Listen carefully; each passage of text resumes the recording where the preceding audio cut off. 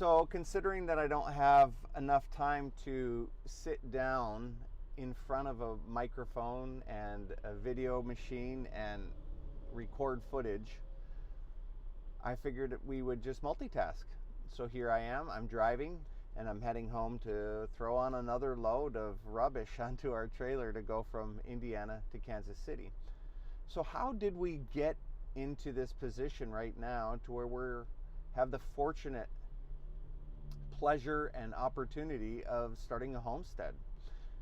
A little bit of the backstory starts a few years ago when we experienced some business misfortunes. We had a trucking company servicing the oil and gas fields primarily, and the downturn in the industry affected us deeply. And so we were at a crossroads, and we decided, what were we going to do? And I had a long time desire to go to law school. And we had people running our company that were more capable and more committed than I was. And so I approached my family about the idea of going to law school. And after counseling together and praying and seeking guidance, we decided that we were going to sell our quote-unquote forever home in southeast Idaho, a little town called Rexburg, and relocate to the suburbs of Chicago for me to go to law school. Well, at the time we didn't know where I was going to go. After preparing, taking the LSAT, applying to schools, we decided that we were going to come to Chicago and attend law school at Northwestern.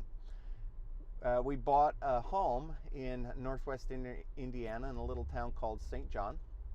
And that's where we've lived for the last few years since we moved here. I'm in my last semester of law school right now, and I'm busy trying to get our family packed and moved and reestablished in our homestead while holding down the workload of law classes. So when I came to law school, it was with the intention of becoming a lawyer.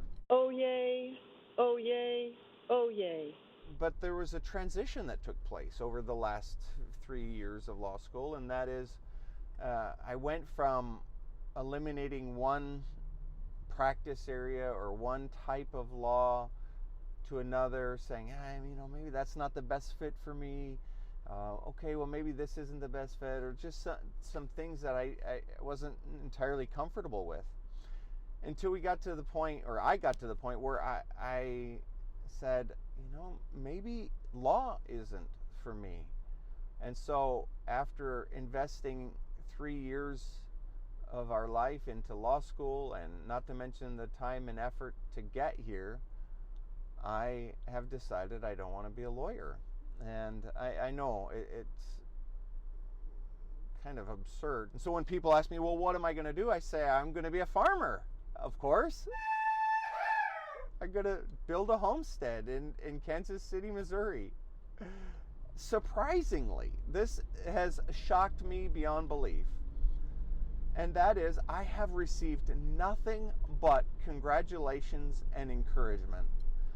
I thought people would respond by saying things like, how ridiculous. You're an idiot. Why, or questioning me, etc. But I have received nothing but support and encouragement, and it makes me so happy. I will say that despite my disillusionment with the law or the practice of law, I have absolutely no regret for my decision to attend law school. It has been tremendous. You might also want to know, why did we pick Kansas City? Of all places that we could choose to homestead, why Missouri? I'll tell you, there's a few reasons. One, we have a large family. We have 9 kids, some of whom have already grown and started their lives in other parts of the country, and Kansas City, Missouri is centrally located. We love the land there. It's such a green and lush and verdant part of the country.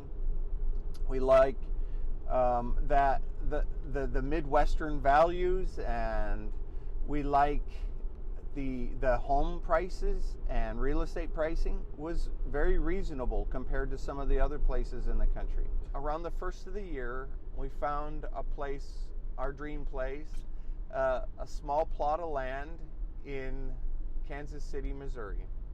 We have 30 acres, a home, a little barn, a pond. The acreage is a blend of pasture and woods.